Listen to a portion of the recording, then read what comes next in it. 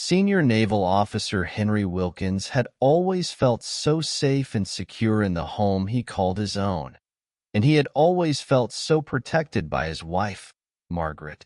But that night, coming home a little earlier than usual, he felt that sense of safety start to fade. The house felt oddly quiet and a bit musty, which was very out of character for Margaret. Henry shrugged off his wet coat, hurried past the empty hallway, and climbed upstairs to the room he had always considered the cozy haven of his family. On the second floor, near the slightly ajar door of their guest bedroom, lay an object that immediately caught his attention: a tie. It wasn't his tie.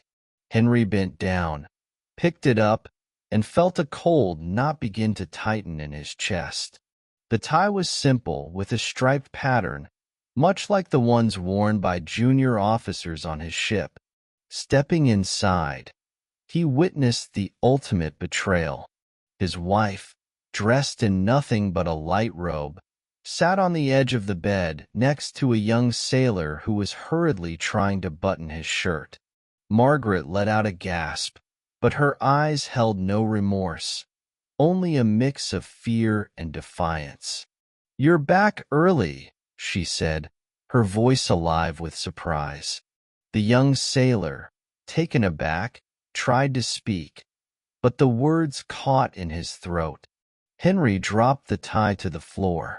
His hands trembled, but his voice remained cold, as sharp as a steel blade. "Get out of my house," he said quietly but firmly, locking eyes with the officer. Without waiting for a second command, the young man slipped out into the hallway and disappeared. But the betrayal wasn't the worst part. Later, Henry would learn that Margaret had been using the upstairs room to offer her clients far more than just a place to stay. The most heartbreaking part? She had even tried to involve their daughter, Claire. Henry stood in the dimly lit hallway, leaning against the wooden door frame. The door was rough, and it made Henry feel like he was cracked and broken too. He took in every detail of the room: the rumpled sheets on the bed, the wine glass still half full on the nightstand, and a single slipper that wasn't his. "So this is what you do while I'm risking my life far from home?" Henry stepped into the room, his voice low and almost growling. Margaret lifted her chin as if she wanted to defend herself, but her eyes showed her fear. She stood up slowly, trying to stay strong. I won't make excuses, Henry," she said, taking a hold of the edge of her robe. "You wouldn't understand anyway." "Understand?" He looked at her as if seeing her for the first time. "You left a room offer," he said, his voice cracking with emotion. "And then you tried to involve our daughter? Am I supposed to understand that too?" "It's not what you think," she said, her voice quivering as she took a step forward and reached her hands out toward him. "Don't come any closer," he said, raising his hand as if creating an invisible shield between them. "Who is he?" Henry nodded toward the door where the young sailor had just gone. Margaret looked away, but he noticed the slight trembling in her shoulders. "Just someone who pays," she whispered, her voice barely above a whisper. His laugh was cold and without joy, like the cracking of ice. "Are you going to sell our home now? Your body? Margaret, my dear, what other treasures have you sold? Our family?" Her face showed the pain she was feeling, and she screamed, "You left me alone for months. Do you know how hard it is to be a sailor's wife? Raising children on my own? Carrying everything on my shoulders while you live your important life?" Important? He took a step toward her, and she instinctively stepped back. "My life, which I'm ready to give up every single day for this country, for you, for our family?" Silence hung in the room like a thick fog. Outside, the rain poured down, the sound of drops hitting the roof the only thing breaking the oppressive quiet. Henry pivoted eagerly, striding toward the doorway. His eyes fell upon a photograph nestled on the shelf, a family portrait. Himself, Margaret, and their daughter Claire, beaming against the setting sun. He remembered that day. The light sea breeze, Claire laughing as he lifted her into his arms, and Margaret looking at him with love in her eyes. He picked up the photo, and a weight settled in his chest. "How'd you do this?" he asked, his voice warm but trembling. His voice, no longer tinged with anger, was now weary, as if all his strength had been taken away. "I don't know," Margaret whispered, her voice still trembling. Henry carefully returned the photo to its place on the shelf and quietly left the room, not wanting to cause any more distress. His footsteps echoed against the wooden floor as he processed everything that had happened. He felt like a stranger in the house that had been his refuge for so many years. He was determined to understand where it all began and where he had missed the moment their family started to fall apart.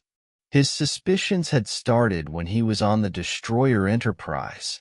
Amidst the roar of the waves and the steady hum of the engines, Henry sat in the cramped officer's mess across from his old friend and crewmate, Garrett Blake.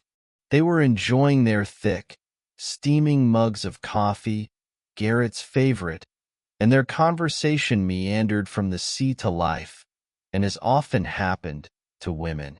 "Henry," Garrett said, taking a big sip of his coffee, "you're a man of principles, but someday you'll want to start living for yourself too. All those years at sea, with constant deployments, don't you ever dream of just sailing off into the sunset with a beautiful woman?" Henry chuckled, shaking his head. "A beautiful woman?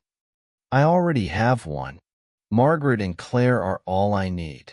Sail into the sunset? Maybe when the Navy lets me retire." "Exactly," Garrett drawled, leaning back in his chair. "But you know, women come in all kinds." Henry raised an eyebrow, eager to hear one of Garrett's thrilling stories. "Okay, go for it. Sounds like you've got something special to share." Garrett leaned in closer, lowering his voice as if he were about to divulge a top-secret military operation. "I heard a story recently, my friend. It was about a woman, and I'll bet you'll love her too. They say she's got a certain talent. You know what I mean?" "Another myth," Henry teased. "There's a legendary woman in every port," he added with a warm smile. No, listen," Garrett cut him off. "This one's different. They say she's not just breathtaking, but that she also has a daughter, supposedly just as beautiful. Some people say it's like the devil himself is pulling the strings to tempt sailors." "The devil?" Henry smirked. "Now you're scaring me. What's next? Do they lure sailors in and eat them for dinner?" "You're laughing," Garrett said, his face serious, though a playful glint sparkled in his eyes. "But they say this woman shows up in the towns we like to visit.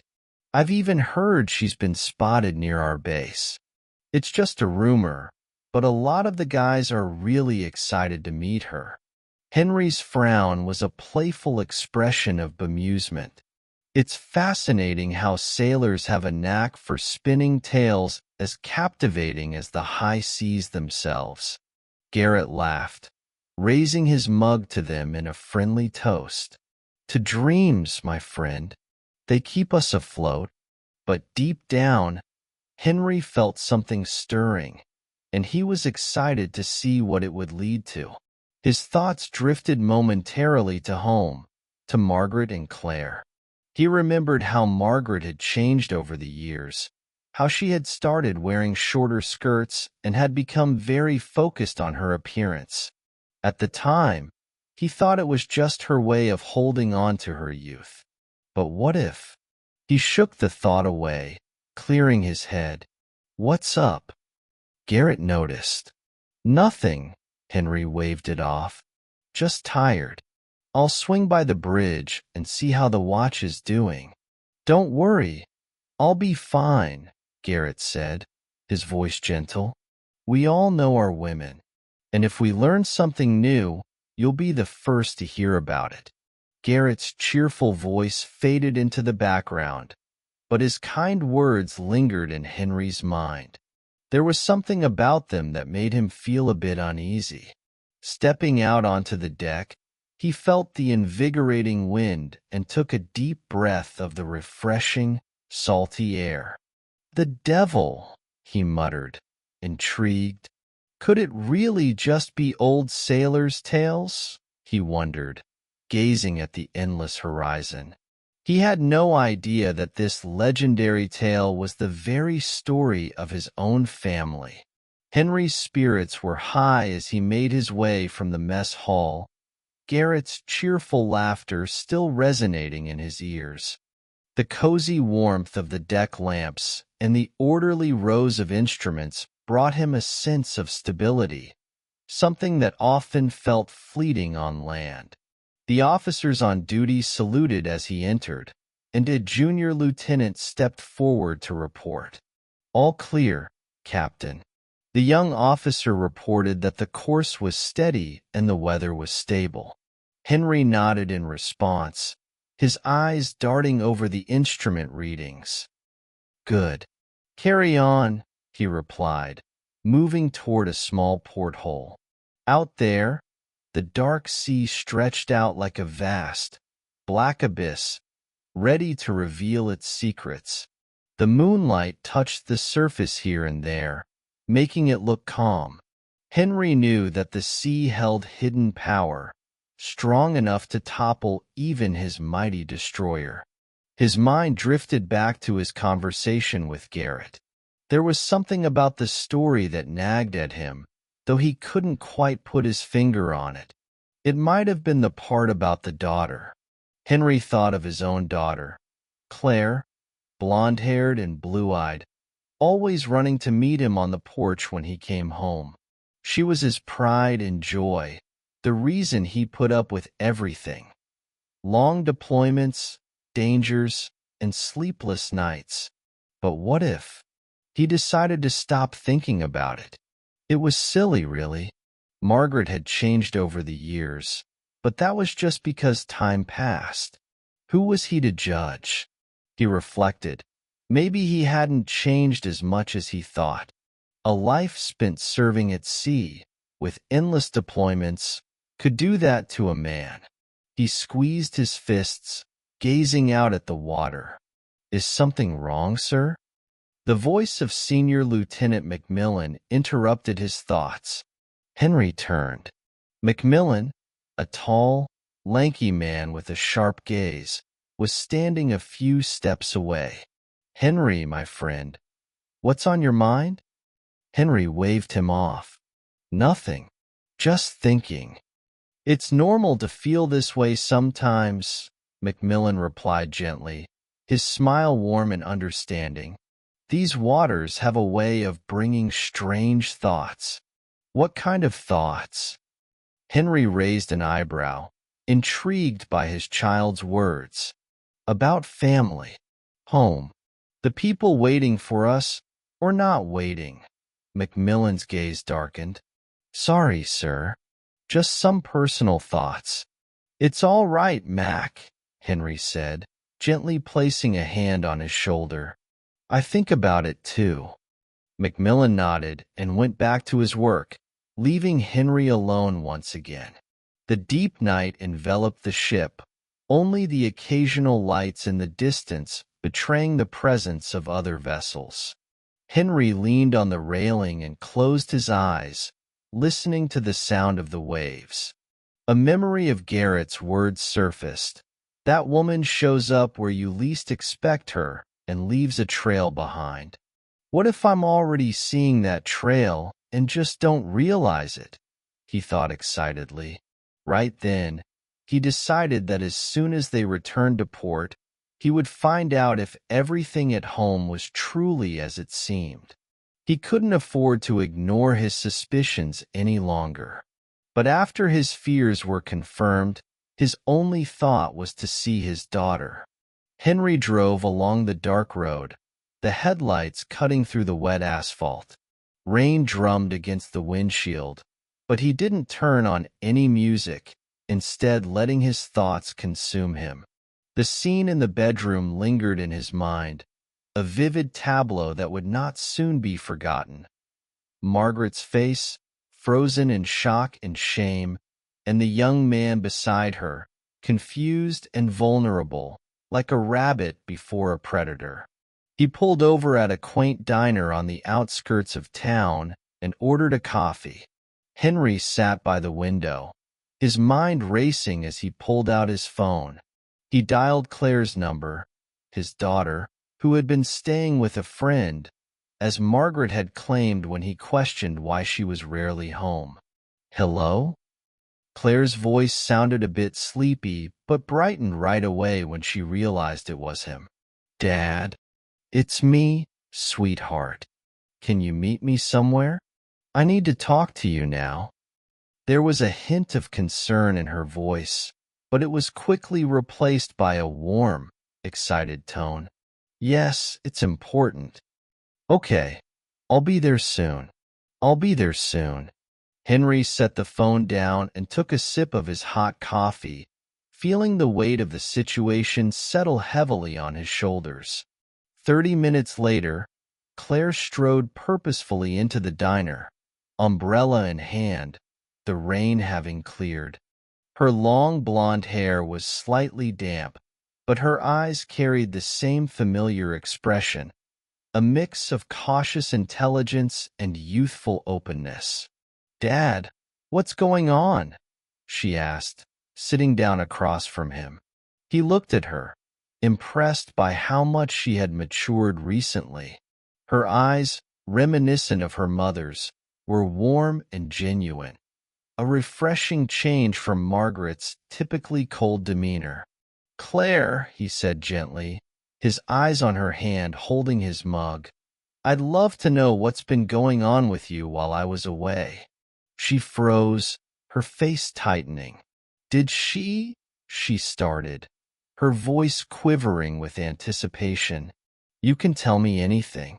Whatever it is, I promise I'll be on your side," he said, his tone gentle but firm. Claire lowered her gaze. "Mom, she brought Min over when you weren't home."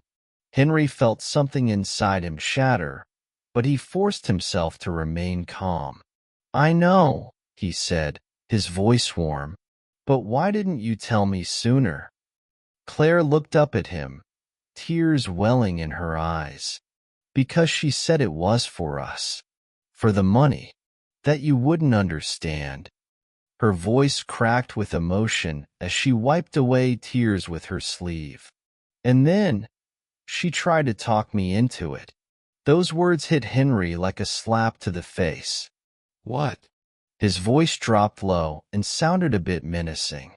"She said you could do it too? That it wasn't a big deal? That it would help the family?" Claire's eyes welled up with tears, and her hands trembled as she tried to hold herself together. Henry moved around the table to hold her. "She wanted to use you," he whispered, his voice gentle. Claire nodded, her eyes brimming with sadness. Henry felt a surge of anger well up inside him. He clenched his jaw, but he forced himself to speak calmly. "I won't let her do this," he said, his voice gentle. "Claire, I promise you, I won't let her. She'll never hurt you again." Claire looked at him, her tear-streaked face showing a glimmer of relief. "You're not going to leave me?" "Of course not," he said, his voice firm and reassuring. When she had calmed down a little, Henry took her back to her friend's house and then drove home. In his mind, a plan was already taking shape. Sitting in the quiet of the living room, Henry replayed the events, thinking about the situation with a heavy heart. Margaret hadn't just betrayed him. She had dared to threaten the most precious thing they had, their daughter. He remembered the cigarette case left on the table and the man who had fled from their home. He knew he had to gather evidence, to leave Margaret no room for excuses or defense. As he thought about it, he felt a surge of excitement. This plan was going to work. He wasn't just going to destroy her reputation. He was going to make sure she faced the consequences for everything. Henry decided it was time to act. The next morning, Henry woke up earlier than usual, his heart filled with anticipation. The heavy rain drumming against the roof matched his mood. It felt like nature itself was in agreement with him. He had spent the night fine-tuning his plan until it was absolutely perfect. First, he needed evidence. Margaret couldn't have been more careful. Her confidence in her own impunity had clearly grown a bit too big. He just needed to find the weak link, a small detail that would unravel all her carefully woven lies. Henry started by reaching out to an old friend, Michael Stanton. Michael was a private investigator who had helped him a few years back with a Navy case. "Mike, I need your help," he said when Michael picked up. "For you, always, Captain," Michael replied warmly. "Is it serious?" "As serious as it gets. I need to know everything about the people coming to my house and who my wife is meeting outside of it." "Got it. This is personal, isn't it?" "It's more than that," Henry said, his voice soft and warm. "Henry, I really need this information quickly." "Understood. I'll start today." Henry hung up and gazed out the window at the dark sky. This was just the beginning. A few days later, Michael sent the first report. "Henry, this is a messy situation," he said when they met at a small cafe on the edge of town. Michael spread several photographs across the table. They showed Margaret leaving the house with different men, sometimes getting into cars that pulled up near their gates. "These guys," Michael pointed at one photo. "I've got some info linking them to illegal stuff." In this one, he tapped on an image of a man in a tailored suit holding Margaret by the waist as they entered a fancy restaurant. Is probably her main benefactor. Benefactor? Henry raised an eyebrow. "This guy pays for everything. And in return—" Michael paused, seeming to consider his words carefully. "Margaret's motivations run deep. She's not just in it for the money." Henry's fists clenched, but he kept his face expressionless. "What else?" Michael pulled out a few more photos. These showed their daughter, Claire, sitting in a cafe with Margaret. In the background, one of the same men was visible.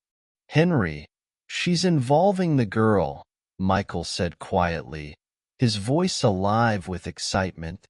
"You've got to act fast." Henry carefully returned the photographs to their envelope, leaving one behind on the table. It was a picture of Margaret with her benefactor. "She'll regret this, Mike. I'll make sure she pays for everything."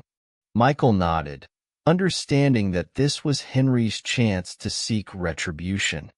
The next day, Henry picked Claire up from her friend's house and took her to his sister's home in a nearby town. "You'll be safe here, sweetheart," he said, hugging her tightly. "What about you, Dad?" she asked, her big eyes filled with concern. "Don't worry about me. I'll take care of everything." When he returned home, Margaret was waiting for him in the living room, feigning calmness. "Henry, you could have at least told me you were taking Claire." "She's better off staying away from this house," he said, tossing the envelope with the photos onto the couch. Margaret eagerly took the envelope, opened it, and began looking through the photographs. Her face turned pale, but she quickly composed herself. "This doesn't prove anything," she said, her voice laced with a hint of coldness. "This is just the start, Margaret," he said, his voice low but firm. "I'm going to take everything from you. The house, the money, your reputation. You'll be left with nothing." She laughed, but there was fear in her laughter. "You can't do that." "We'll see," he said, and walked out, leaving her alone with the photographs. The next day, Henry received an unexpected invitation. It came from a friend they had in common, who wanted to meet with him. He even named the place, a private club in the city center, notorious for its shady clientele. Henry arrived right on time, eager to see what this unexpected encounter would bring. His face remained calm, but inside, he was simmering with anger. He knew this wouldn't be a simple conversation. At the entrance, he was greeted by a security guard dressed in a sharp black suit. "This way," the guard said curtly, gesturing toward the staircase leading to the upper floor. Henry walked up, feeling the guard's gaze on his back. In a cozy, well-furnished room, the man was waiting for him. It was none other than Miles Randolph, a prominent businessman with an impeccable public reputation and a history of behind-the-scenes dealings. "Captain Wilkins," Miles greeted him warmly, a faint smile playing on his lips. "I'm delighted you accepted my invitation." Henry didn't say much, just sat down across from him, his eyes as cold as steel. "Let's get straight to the point," he said, crossing his arms over his chest. Miles nodded, lifting a glass of expensive cognac. "I understand that you're just trying to help, but I don't like it when people start poking their noses where they don't belong. You've been asking a lot of questions, digging into things you'd be better off leaving alone." Henry looked at him, his eyes narrowing, but he didn't say anything. "Henry, I'm worried about you. Your behavior could be dangerous, not just for you but for your daughter too." Those last words hit Henry like a blow to the chest, but he kept his composure. "Is that a threat?" he asked calmly. Miles gave him a slightly smirking look, looking at him over the rim of his glass. "I'm just trying to help, Captain. You should consider walking away." Henry felt the heat of anger rise in him, but he kept his cool. He understood that Miles was trying to intimidate him, but instead, it only strengthened his resolve. "I appreciate the advice, Captain, but I'm not interested in hearing it," he said, his voice firm and determined. Miles set his glass down on the table and leaned forward. "Listen, Captain, you're a skilled sailor, and I'm sure you're a good man. But in these waters, there's no way out. You'd be better off going back to your ship and forgetting all of this."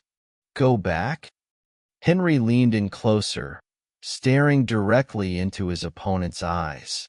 "You're mistaken if you think I'll give up so easily." Miles laughed, but there was a hint of nervousness in his tone. "You've got guts, Captain, but I'm afraid this isn't a fight you can win." "You'd be amazed at what I'm capable of," Henry said, standing up. "Thanks for the advice." He turned and left, feeling Miles's gaze on his back as he walked away. Henry had no intention of stopping. Later that night, he met with Michael Stanton at a secure location to discuss the next phase of his plan. "Mike, this guy Miles Randolph thinks he can control everyone. I need proof of his shady dealings." Michael nodded, pulling a folder from his bag. "I've already got some leads. He's got his hands in a lot of different pies, like smuggling and arms dealing. He's got people in the port and customs. If we can expose them, we can hit his business hard. Let's get started." I need every piece of evidence you can find, Henry said firmly. Understood, Captain. Just be careful, okay? He already knows you're on to him. Let him know, Henry said kindly. The more he thinks he has the upper hand, the easier it will be to take him down. A few days later, Henry came home late at night. Standing on his doorstep was a stranger, a large man with a cold, piercing gaze. Miles sends his regards, the man said before landing a punch. Henry, ever ready, managed to raise his arms in a swift defense. The blow was heavy, but his years of Navy service had not been in vain. He pushed the attacker back and delivered a sharp elbow to his stomach. The man stumbled back, reaching for a knife, but Henry was ready. With a swift and decisive move, he seized the attacker's knife and pushed him against the wall. Tell Miles I'm not the kind of man who gives up, Henry said, staring directly into the man's eyes. The man hurriedly fled, leaving Henry alone. He touched the blood on his lip, thinking about how he could have stopped it, and then went back to the house. This was just the first in a series of challenges, but Henry was determined not to let it stop him. He was set on doing everything in his power to destroy Miles's life as thoroughly as Miles had destroyed his. Henry spent the night poring over documents and photos in his study, eager to understand the depth of his adversary's malevolence. On his desk were documents from Michael and photos of Margaret. He looked closely at each page, slowly understanding the details that came together to paint a sad and clear picture. Margaret wasn't just a cheater. She had used him, his work, his trust. Through her benefactor, Miles Randolph, she had been passing confidential information about fleet movements and cargo, giving Randolph and his associates opportunities for smuggling and illegal deals.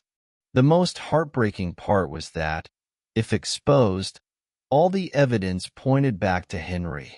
His wife and her lover had been preparing to frame him, the Navy captain responsible for the safety of his crew and his country.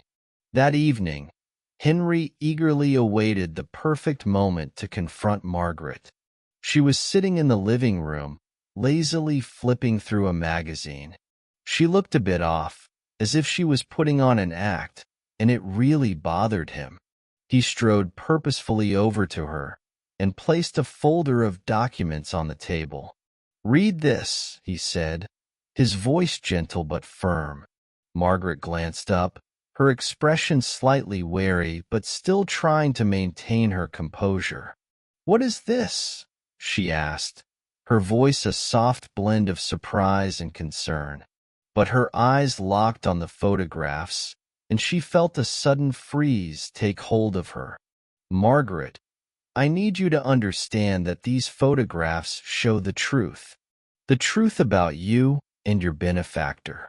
You used me to pass him information. Did you think I'd never find out?" Her face went pale, but she quickly collected herself. "I'm sorry, Margaret, but this proves nothing," she said, her voice a soft, cold whisper. "Nothing?" Henry moved closer, his voice low and serious. "These documents are linked to my official reports. You passed them on to him under my name, through my work. If this came to light, I'd be accused of treason." Margaret stood up, trying to sound confident. "You're overreacting. No one would have ever found out. It's just business." "Business?" he roared, his face turning red with rage. "You call this business? Selling me out? Selling our family? Selling our country for money?" She replied, her voice tinged with indignation.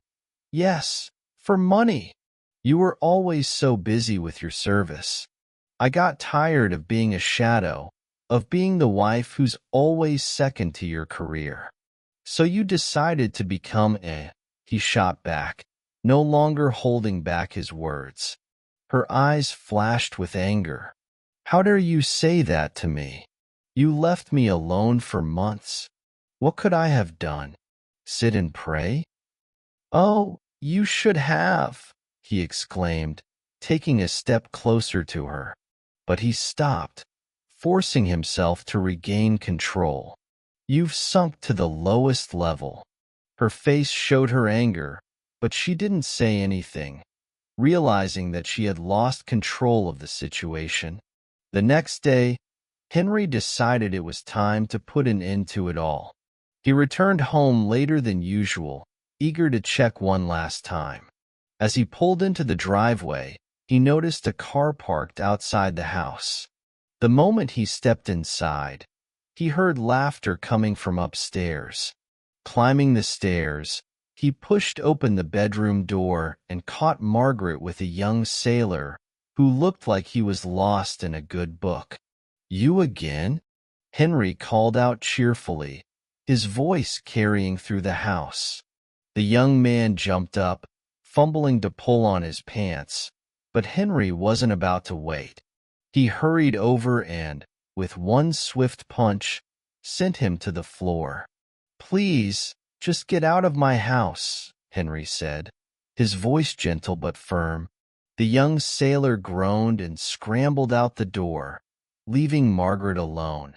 Henry, you're losing control, she said, her voice gentle. But he didn't listen. Margaret, you've already lost everything. I'm done. You've destroyed everything we had. She didn't say a word, seeing the concern in his eyes. Tomorrow, you'll pack your things and leave this house. I'm filing for divorce. Do you think you can just erase me from your life like that? Her voice turned icy. No, he said, taking a step toward the door. I'll erase you from my life, and then I'll destroy yours. Henry knew that taking down Miles Randolph was the key to his revenge. He continued working with Michael, gathering the evidence needed to bring the criminal empire to its knees. Margaret was about to find out that her game was over. The morning was fresh and bright. It was early spring, a time when frost still clung to the ground at night, but the morning sun struggled to warm the air. A thin layer of frost glistened on the grass outside the house, while the horizon hinted at the warmth of the day to come. Henry sat in the living room with a cup of strong black coffee. The sunlight streaming through the windows cast a warm, golden glow on the room. He gazed at the bedroom door, eagerly awaiting Margaret's emergence. The room felt quiet and still, and every little sound, like the creaks of the floorboards or the drip of water from the sink, seemed to carry more weight. When she finally appeared, her face was hard, her lips pressed tightly together. She was wearing her best coat, long in navy blue, as if she were preparing not to leave, but to attend an important meeting. In one hand, she held a travel bag, and in the other, her phone, clutched it like a final shield. You think I'll just walk away like this? Her voice was sharp, like the icy wind. Yes, you will, Henry replied calmly, standing up from his chair. His gaze was as cold as the morning frost. You've destroyed everything. This house is no longer yours. She placed her bag on the floor and took a step forward, her eyes blazing with emotion. Henry, you're being so cruel. You've always been in need of help, Henry. You thought your uniform and your ships made you something more. You're nothing. And you're a liar, he said quietly, but there was more power in his words than in any shout. And now you mean nothing.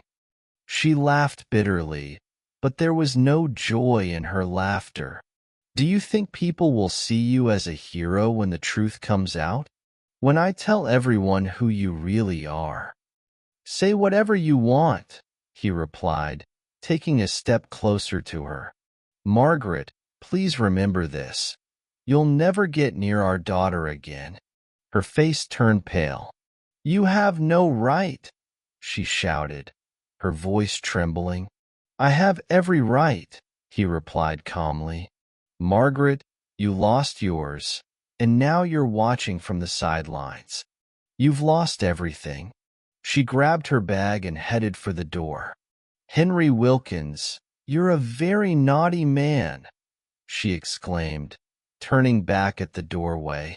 Henry didn't respond. The door closed with a loud bang, leaving the house completely silent. Later that morning, Henry met with Michael Stanton at a quaint cafe on the outskirts of town.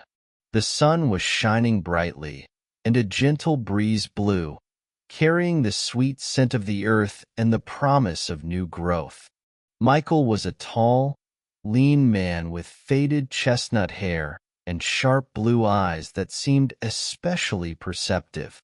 His face bore the marks of a long career: faint wrinkles, a few scars, and fine lines of tension around his mouth.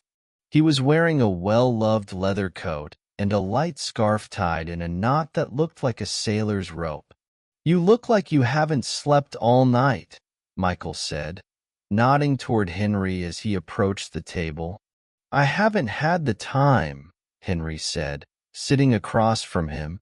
"What do you have?" Michael pulled a folder from his briefcase and laid out several photographs. "We found where Miles's men gather. It's an old warehouse in the industrial district. They store documents there, and I think they might be storing weapons too. And that's not all. It's not just a base. It's where they conduct their business." "How many of them?" Henry asked, looking closely at the photos. "There are at least a dozen of them, and they're armed." Henry nodded. His jaw tightened in concern. "Good. Let's gather the team. We're going to take them down tonight, and it's going to be great." Michael smiled slightly, but his eyes showed seriousness.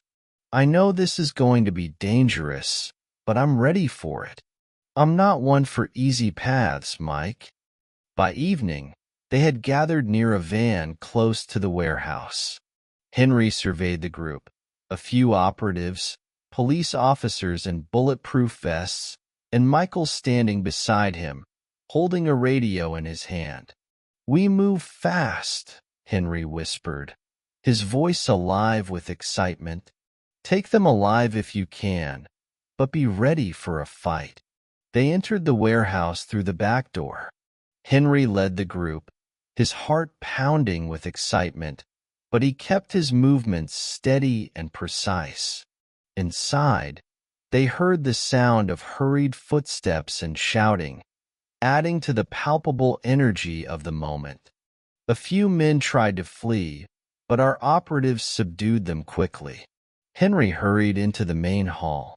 There, they encountered a group of men around a table piled with boxes full of weapons. "Where is Miles?" he asked, his voice warm and firm. "We don't know what you're talking about," one of them began, but Henry stepped closer and grabbed him by the collar. "I won't repeat myself. Where is he?" "He's gone," another man shouted. "As soon as he heard you were coming, he disappeared." Henry released the man, letting him go with a deep breath. "Michael, please search everything. We need documents, anything connected to Miles," he said, stepping toward the exit. When the operation was over, Henry stood by his Jeep as his phone rang. An unknown number flashed on the screen. "Hello?" he asked, his voice warm and friendly. "Good evening," a calm, almost lazy voice greeted him. "Captain Wilkins, your persistence is impressive." Henry recognized the voice right away. "Miles," he said, his voice a soft murmur. "Hey, Miles, you still think you're on your ship, right? This is a different ocean, and it's far deeper than you can imagine." "I'll find you," Henry said, his voice warm with concern. "Good luck," Miles said, and then the call disconnected. Henry stared at the dark screen, his hand gripping the phone tightly. His expression hardened. "I'll find you," he thought again, his determination undiminished. Henry sat at the kitchen table, going over the materials they had collected. His trump card was nothing short of spectacular. Documents exposing Miles Randolph's and Margaret's scheme were ready to be handed over to the authorities. These papers had the power to not only tarnish Miles's reputation, but also risk landing him in prison for years. The phone lay next to him, and he tapped its screen nervously, waiting for Michael's signal. The operation was prepared, and the stage was set for success. Henry's heart pounded with excitement as he awaited Michael's signal. But everything was too quiet. Henry could feel it in his gut, the calm before the storm.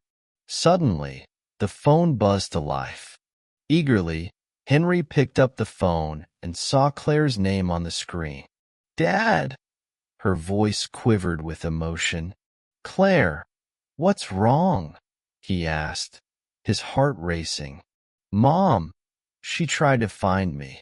She called my friend, and then, this man, he was following me." Her voice trembled, and Henry could hear the wind whipping through the phone. "What man? Where are you right now?" Henry jumped to his feet, grabbing his jacket and keys. "I'm on the street near." Her voice faltered, and she whispered, "He's coming toward me." "Claire, please listen to me. Stay in a place where there are people around you, where you can be seen. I'm on my way. Just tell me exactly where you are." "Near the main park," she said, her voice cut off. "Claire? Claire!" Henry shouted, but the line went dead. He started his car with such force that passers-by turned to look. The tires screeched as he pulled onto the main road, his eyes glued to his phone as he repeatedly tried to call her back. But there was no answer. She said the park, he thought, and he drove toward the city's Central Park. His heart pounded with concern. He couldn't stop thinking about their conversation, and all the possible worse things that could happen flashed through his mind. Who was this man? Why had Margaret decided to look for Claire? It felt like a trap that Miles had been setting for a long time. He parked near the park entrance, leaving the engine running, and hurried inside. The park was vast, and the evening paths were empty, save for the occasional passerby. "Claire!" he called out, his voice full of concern, but all he heard was the wind rustling through the trees. As he crossed path after path, scanning the dark corners, his eyes caught something on the ground. It was the same small bag he had bought for Claire on her birthday. Nearby was her phone, its screen cracked. Henry picked it up, his heart breaking. The bag was empty, with no wallet or other belongings inside. He felt angry, but he kept his cool. The park was filled with life, and Henry spotted a woman walking her dog nearby. "Excuse me," he said, holding up the phone and bag. "Excuse me," he said, holding up the phone and bag. "Did you happen to see a girl with these?" The woman hesitated, but then pointed toward a side path. "I saw some men calling out to her. At first, she tried to walk away, but they practically forced her to go with him, down there." "Thank you so much," Henry said warmly, and ran in the indicated direction. The path led him to an old exit from the park, an area usually quiet and peaceful. He spotted a car parked with the engine still running. As he got closer, he took 2 steps, but then someone popped out of the shadows. "Going somewhere, Captain?" a familiar voice called out. It was one of Miles's men, grinning with a pistol in hand. Where is my daughter? Henry stood firm, his eyes alight with determination. You're playing in the wrong league, Captain. Your girl. Maybe you'll find out if you behave. This is your last chance. Where is she? Henry took a step forward, his voice gentle but firm. The man aimed the gun at him, his smirk widening. Easy, sailor. We've got some business to take care of with you and the girl. She's part of the deal. Henry felt his fists clench with excitement. He caught a glimpse of another man stepping out of the car, overhearing their whispered conversation. They're trying to stall, Henry thought, but he was ready. He took a step back, letting them think he was retreating, but his eyes remained sharp, searching for any clue about Claire's whereabouts. Hey, we can make a deal, Henry said, trying to buy some time. You know who I am. But then, the second man opened the car's trunk, revealing it was empty. Let's talk, Captain. We have a message for you from Miles. Suddenly, a gunshot rang out, and one of the men crumpled, hit by a hidden attacker. It was Michael, arriving just in time with his backup team. Things got a little crazy, but in a good way. Henry seized the moment, drawing his pistol and joining the fight. His mind was on one thing, finding Claire. Miles's men were well prepared, but Henry, Michael, and the operatives moved quickly, the adrenaline pumping through their veins. Bullets whizzed through the air, and shouts echoed between the walls. With each step, Henry inched closer to the truth. At one point, Henry found himself face to face with the man who had threatened him earlier. The man dropped his gun, realizing he had no chance of escape. "Where is my daughter?" he asked, his voice cracking with emotion. Henry's voice was low and measured, and he gently guided the man to the wall. The man began to reply, his voice catching on the edge of his breath. Henry punched him hard in the jaw, making him cough. "Please, tell me where my daughter is." "I'll let you go," Henry said, his voice gentle. "She's with your wife," the man managed, trying to shield his face. "There, with Miles." Those words hit Henry harder than any blow, but he kept his cool. "Where is she?" he asked, his voice brimming with excitement. "On a yacht. Miles is taking them." Henry didn't wait to hear more.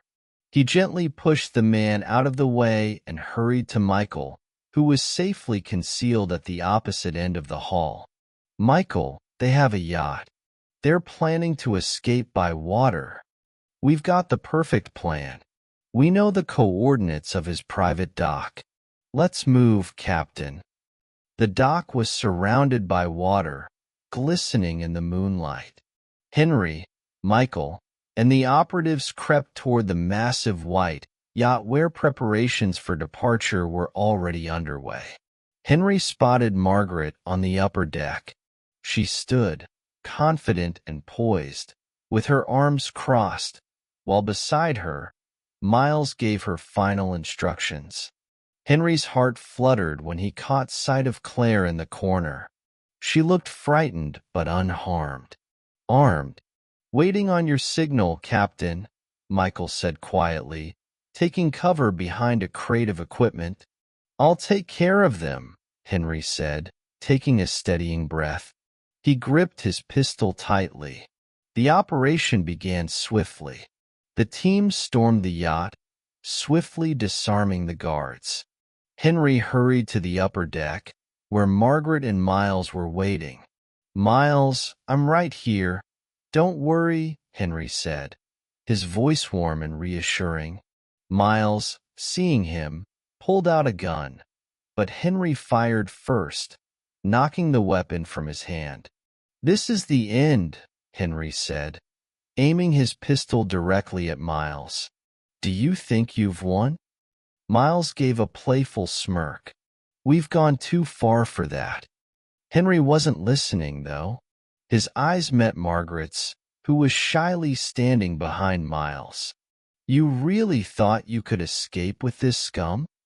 He looked at her with a kind smile, but also with a hint of sadness. "Where is your motherly love? Where is your honor?"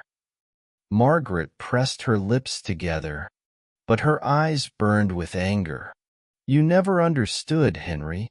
You never knew how to truly live." "Live? You call this living? You sold out our family. You were ready to sell your own daughter." Those words left her speechless. "You don't know what you're talking about," she said, her voice trembling. "Margaret, I need you to tell me the truth," Henry said, his voice a soft blend of concern and warning. "Margaret, did you plan to hand Claire over to Miles to save your pathetic existence?" "You don't understand anything," she screamed. "I wanted her to be happy. She could have had a life she could only dream of." "Happy?" Henry laughed, but it was empty. "You call it happiness? You were going to sell her like a piece of property. You just don't get it, do you?" Margaret whispered. "She deserves better than your unhappy life as a captain." At that moment, Claire, who had been standing in the corner, suddenly shouted, "You're lying! I hate you, Mom."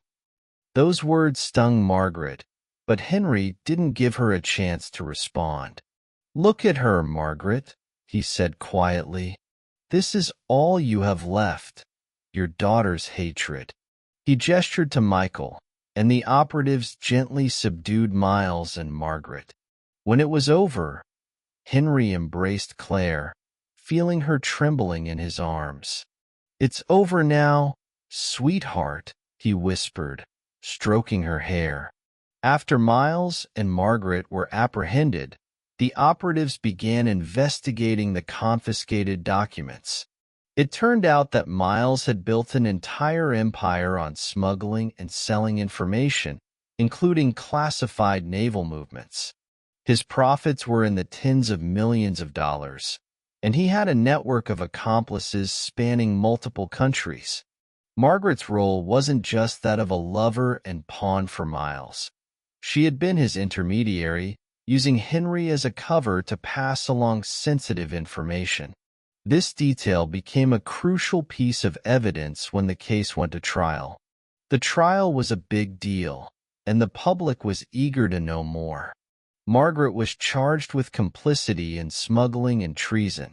Her lawyers tried to shift the blame onto Miles, but the evidence collected by Henry and Michael was undeniable.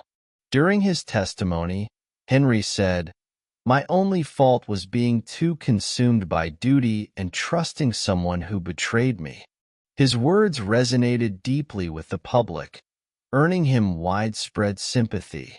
Margaret was sentenced to 15 years in prison, despite her tears and attempts to plead for mercy. Her actions had led to her downfall, and it was heartbreaking to see the impact of her scheming and betrayal. Miles, the mastermind behind the operation, received a life sentence. His wealth was confiscated, and his network dismantled. After the trial, Henry retired from the Navy. His service and the courage he demonstrated in taking down Miles were widely recognized. He was awarded a medal for his service to the nation, and a formal ceremony was held in his honor, attended by his comrades and friends. During this ceremony, his commander said, "Henry is not only devoted to his country, but he has shown that honor and justice always prevail."